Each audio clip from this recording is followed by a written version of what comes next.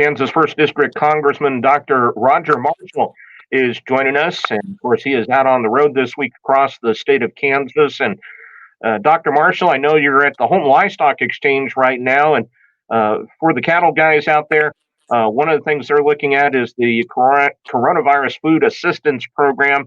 But I know one of the issues that they have is looking at getting more flexibility as far as the dates as to when they sold their animals on what might be eligible for CFAP. Absolutely. So this April 14th deadline or the date, we're working with the Secretary of Agriculture, asking him to change that. We sent a letter to him a couple of weeks ago. And then I was on a phone call yesterday with Chairman Ag Committee, Mike Conway, I should say former chairman. He's now the ranking member, but I still call him a chairman. And this is a concern for many of us on the House Agriculture Committee. And hopefully we'll get some flexibility with that.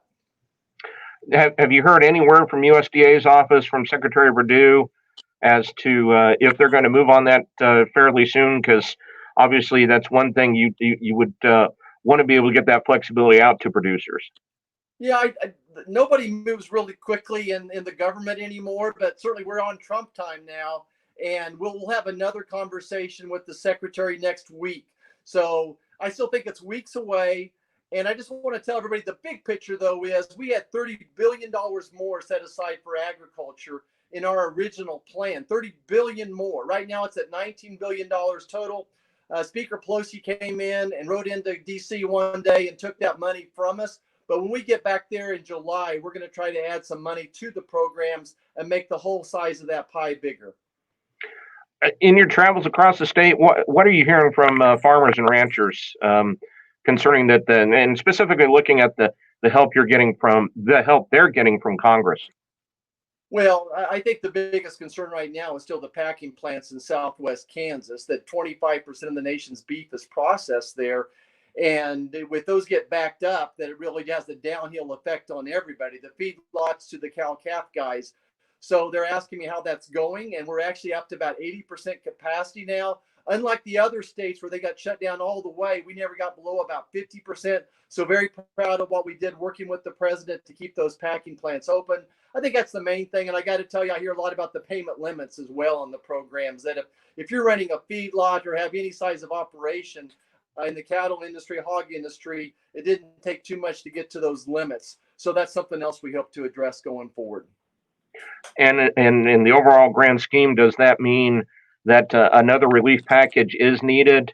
One that was passed by the House, but yet to be taken up by the Senate. That's one that's, I guess, on the table right now. Well, I think what Speaker Pelosi sent us was dead on arrival, that there was just too big of a Christmas tree.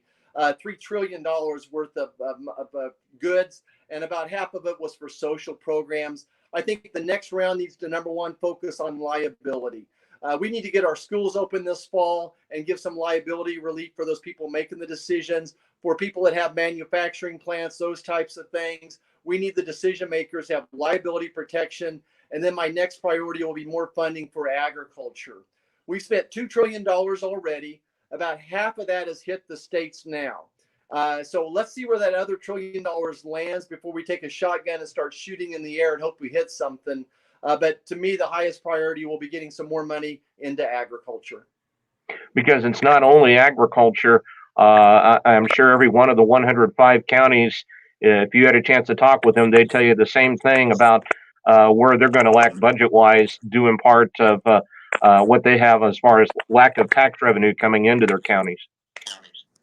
Absolutely true. And the number one thing I can do to help them is get Kansas economy up safely and responsibly. We can't print enough money in Washington, D.C. to fix their problems. What we don't want to do is bail out big cities like Chicago and New York who have taken on unnecessary debt. So Congress wants to make sure if we do spend any more money towards states and towards county municipalities, city municipalities, that it's used for the right things and not to bail them out. But more importantly, I think, is being focused on getting Kansas economy safely and responsibly opened again.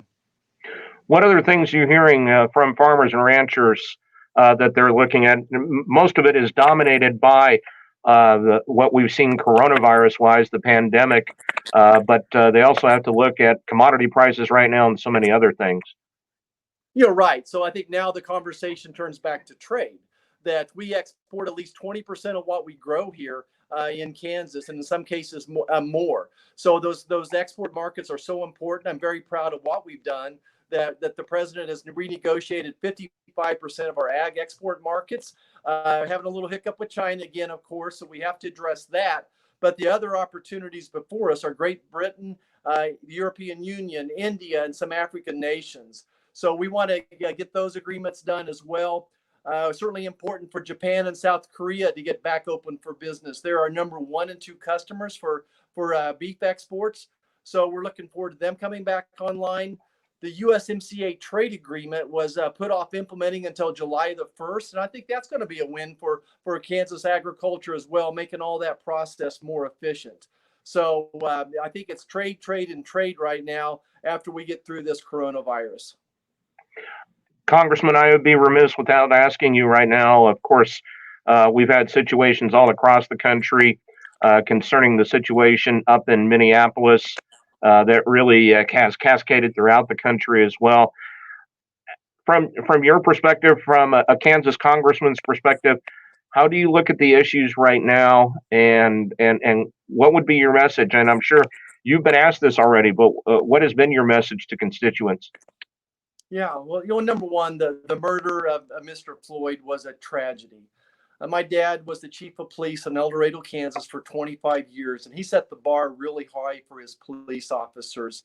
And I would just add, I'm very proud of my police in general. So one bad apple certainly has made a bad situation. So number one, we condemn the murder of Mr. Floyd, but my dad also said 2 wrongs don't make a right. So just because there's one crime done doesn't give you the right to make more crimes. I certainly am in favor of peaceful folks out there protesting, but vandalism and looting and hurting other people is not the answer right now. Even Mr. Floyd's brother was on national news yesterday asking everybody to take a breath and let's see what the best action is. I condemn the murder of his brother, just, however strongly I could condemn it.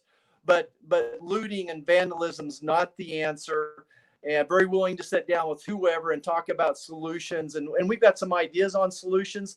I think the number one challenge out there right now for these urban centers is just the economy, and that they've not had an equal chance. So what can we do to improve the economy in urban America? And I've got an outreach project going on right now with Kansas City. We've been working on it for about 6 months. So how can we improve the economy for urban America, I think, is the real disease. And these riots are a symptom of the disease. Is that an example of some of the things that Congress may have the capability of doing, or could do, to at least get the process started, or at least get more discussion started? Absolutely. So I think, multiple attempts have been made to help urban America. Some have worked and some haven't.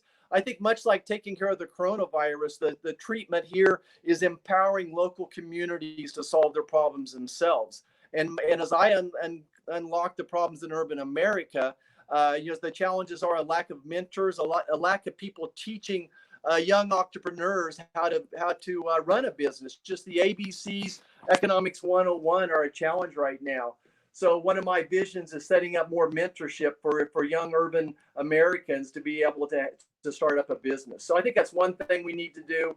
I just remember going back to my childhood, my dad doing so many things with outreach with his police officers, having them go to the grade schools and talking about the great things that they are doing and how important that they are. So we probably need to do some more outreach work on the police officers do. Dr. Marshall, as we wrap this up, you'd mentioned, of course, the coronavirus pandemic, and we have seen things, of course, get better concerning that, but there have been fears. Are we going to have a second wave, or when may that second wave may happen? How do you look at this now with your medical background and from the people you've been talking to, not only here in the state, but nationally as well, as to how we are looking, or are we still headed in that right direction that we need to be as we continue to bend the curve? Greg, we're definitely going in the right directions. Kansans have done a good job with the social distancing, washing your hands. What's going to cure this problem is Kansas common sense. We need a vaccine. Happy to talk about that more a little bit later. But I think we're in a great place. What we did down in southwest Kansas, we didn't just flatten the curve. We took the top off the mountain out there by just jumping in there. We went from doing 30 tests a day to doing like 400 or 500 tests a day and identified where the virus was. And that's what we need to be ready to do to prevent a second wave. There's going to be infections that pop up, but we just gave the state of Kansas $80 million to do more testing. So the dollars are out there for testing. We have to jump on anybody with a fever, get them tested, get the results, do the tracings. That's what's going to prevent a big second wave. But in the meantime, we have to figure out a way to safely and responsibly open Kansas business and then deal with it whenever there is little virus outbreaks. So I think we're definitely going in the right direction. I think that Kansans have changed their habits, and I'm very optimistic where we are today. We probably had a fourth, maybe a fifth of the number of people die from the disease we originally thought. The curve is flattened. It's on its way down. So Kansans need to keep doing what we're doing. And that I say we got to get our schools open this fall. We have to figure out a way to do it. Lest we forget, there is an election this year, and of course, you are running for the United States Senate seat that will be vacated by the retiring Senator Pat Roberts. But this pandemic has really caused this to be a different type of campaign season, so to speak. And we're about 2 months away from the August primary. That has had to feel different, knowing you weren't able to get out on the road for quite some time to be able to talk with constituents. Yeah, Greg, and it is fun to be back out on the road a little bit, mostly doing outdoor type of events like here at the Cell Barn in Holton. But I just want to emphasize to Kansans how important it is to have a voice on the Senate Agriculture Committee. Filling Pat Roberts' boots will be next to impossible to do. And before him, Bob Dole was on it. So since 1968, we've had a member on that committee last 2 years. And I just want to share with folks, I'm the only person that can sort heifers and steers. I'm going to go out here this afternoon and prove that I can do that. So we're proud to have the endorsement of Kansas Farm Bureau, the Kansas Livestock Association as well. Very proud to represent agriculture on the House Ag Committee. I helped President Trump write a really strong farm bill that protected crop insurance, made some improvements on the Title I funding as well. I worked with the EQIP programs, the conservation programs. So I think the experience I gained there is a great step forward. Guess what we'll be doing next year, Greg? You'll be interviewing me about what we're having hearings on the next farm bill of 2023. So it's been a great experience for me. Very proud to represent Kansas agriculture. All right, Congressman, we appreciate your time. Thank you very much. You bet, Greg. Thanks for having me on. And just want to tell everybody, look, it's tough times out there. Reach out to your neighbors. Tell them that you love them. The mental anguish out there, the stress is very real. And this is a time for Kansas to come together and share a message of hope with each other. Thanks for all Kansas agriculture does for this great state. Greg, thank you for your message as well. That's Kansas 1st District Congressman Dr. Roger Marshall.